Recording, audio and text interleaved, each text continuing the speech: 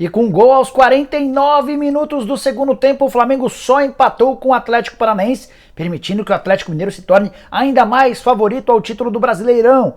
No vídeo de hoje do canal do Nicola, bora repercutir esse resultado e as consequências para o campeonato. Bora falar sobre a ótima fase do Palmeiras, tem informações sobre o Fortaleza no caminho de vários clubes paulistas daqui para frente. Tem ainda novidades sobre a bilheteria, quanto ela vai ser capaz de gerar de receita para o Corinthians e muitas outras notícias, tudo isso a partir de agora. Não sei antes me apresentar, sou o Jorge Nicola, criei esse canal no YouTube para mais de 1 milhão de inscritos para deixar todos vocês super bem informados sobre as coisas do futebol. Começando com o giro de notícias, quero contar que o Chelsea venceu o Malmo por 1-0 em jogo que abriu a rodada da Liga dos Campeões, jogo na Suécia, o único gol da partida marcado pelo Ziyech. Com o resultado, o Chelsea praticamente garantiu a classificação à próxima fase, a fase de mata-mata. Por que é tão importante falar do Chelsea? Porque o Chelsea pode ser adversário de Flamengo ou Palmeiras no Mundial de Clubes e há quem especule que o Chelsea vai levar para o Mundial de Clubes um time sub-23 ou um time reserva, especialmente por causa da Liga dos Campeões. Bora mudar de assunto e falar sobre o Atlético Mineiro com o Cuca, que foi denunciado pelo STJD, tudo por causa da confusão em que ele se meteu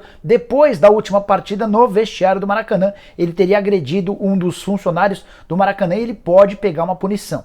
O procurador do STJD já anunciou que vai haver um julgamento para analisar, avaliar o comportamento do Cuca. A boa notícia para o Galo é que ele estará presente na partida dessa quarta-feira contra o Grêmio e na partida do final de semana contra o América. A punição só pode acontecer depois de um eventual julgamento que ainda não tem data marcada. Seguindo com o giro, quero contar que o Internacional vai perder os Pedro Saravia. Lateral direito argentino, faz boa temporada apesar das lesões, contrato de empréstimo termina em dezembro.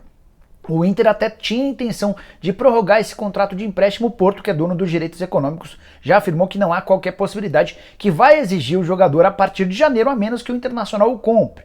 E as condições financeiras são absolutamente inviáveis. O Inter precisaria gastar 8 milhões de euros ou 52 milhões de reais, negociação completamente descartada. Para completar esse giro de notícias, quero contar que a Globo deitou e rolou no Rio de Janeiro contra o SBT enquanto estiveram as duas emissoras, as principais emissoras de TV aberta, transmitindo jogos nessa tarde. O jogo do Flamengo contra o Atlético Paranaense registrava às 17h43 quase 35 pontos de audiência, contra apenas 3 do SBT, que tinha a partida entre Atalanta e Manchester United. Uma coisa curiosa e importante, o SBT não conseguiu nem ser o segundo colocado do horário. A segunda colocação era da Record com 6 pontos de audiência, mostrando a importância e o apelo do Flamengo e do futebol nacional na comparação com o futebol internacional. Quero contar agora sobre o Palmeiras, que vive um mar de ótimas notícias.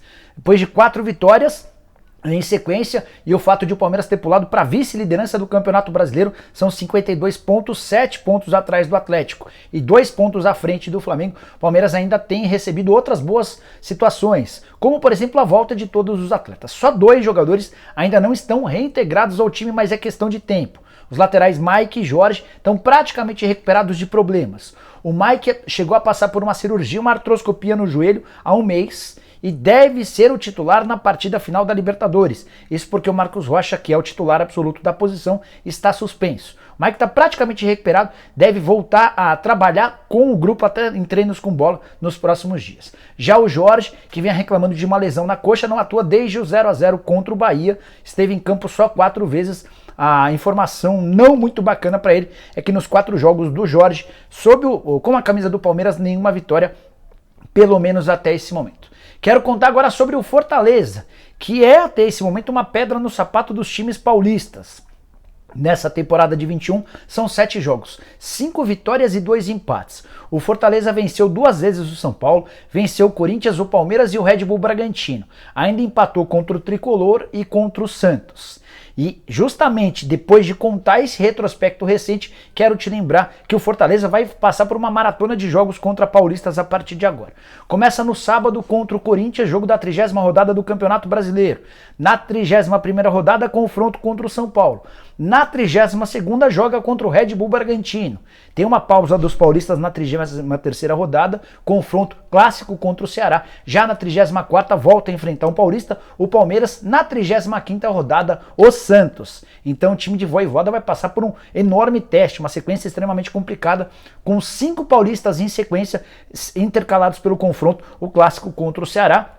você está achando do trabalho do Vojvoda? Use o espaço para comentários para deixar sua opinião, beleza? Seguindo por aqui, quero contar que o Corinthians vai ter um enorme alento para a próxima temporada e a demonstração da força da torcida foi dada ontem.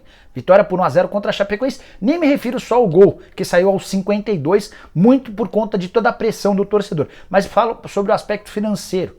Ontem foram 39.734 pagantes, que garantiram uma renda bruta de 2.200.000 reais. A expectativa é de que, tirando todos os descontos, sobrem para os cofres do Corinthians 1,5 milhão de reais apenas por esse jogo. E o Corinthians vai ter durante toda a próxima temporada a bilheteria inteira à sua disposição, no caso, ou para utilização da forma como quiser. Ao contrário de todos os outros anos em que a bilheteria era utilizada para o pagamento do financiamento do estádio, um acordo do Corinthians com a Caixa vai permitir ao Timão ter toda a grana à disposição da bilheteria na próxima temporada. Vamos fazer um cálculo rápido, se o Corinthians conseguir jogar 4 vezes em casa durante um mês, 4 vezes 1,5, a gente está falando de 6 milhões de reais que entram para os cofres alvinegros. Isso equivale a mais ou menos 40% da folha salarial, algo que o Corinthians nunca teve desde a inauguração do seu estádio. Vai passar a vigorar a partir de agora, e a expectativa dos dirigentes do Corinthians é por rendas ainda maiores do que a dessa segunda-feira. Existiram poucos espaços vagos no setor leste, que é o prédio com ingressos mais caros. A partir do momento que o Corinthians se confirmar como um candidato à disputa de qualquer título, a expectativa é de casa totalmente cheia e de uma arrecadação próxima do valor líquido de 2 milhões de reais por jogo. Será que rola? Certamente, se rolar, vai ser uma baita ajuda. Bom, bora fechar o vídeo falando a respeito do Flamengo, que acaba de empatar com o Atlético Paranaense. Primeiro tempo do Flamengo muito bom, o Fla chegou a abrir 2 a 0 com 2 gols de Gabigol. Gabigol que não balançava as redes há 9 partidas, foi o maior jejum da carreira do Gabigol. Ele até fez pouco caso na entrevista do intervalo, dizendo o seguinte, abre aspas, isso não me abala, não tem problema nenhum, o que eu tenho que fazer é trabalhar, sabia que isso ia acontecer porque é o que eu faço na vida, gol. Pois bem, no segundo tempo, o Atlético Paranaense mudou radicalmente sua postura. Começou a pressionar o Flamengo, criou todas as oportunidades do mundo para aumentar, ou para diminuir o placar, obviamente, estava perdendo por 2 a 0. E o Renato Kaiser, que no primeiro tempo chegou a ser expulso, mas com intervenção do árbitro de vídeo, o cartão vermelho se transformou num cartão amarelo.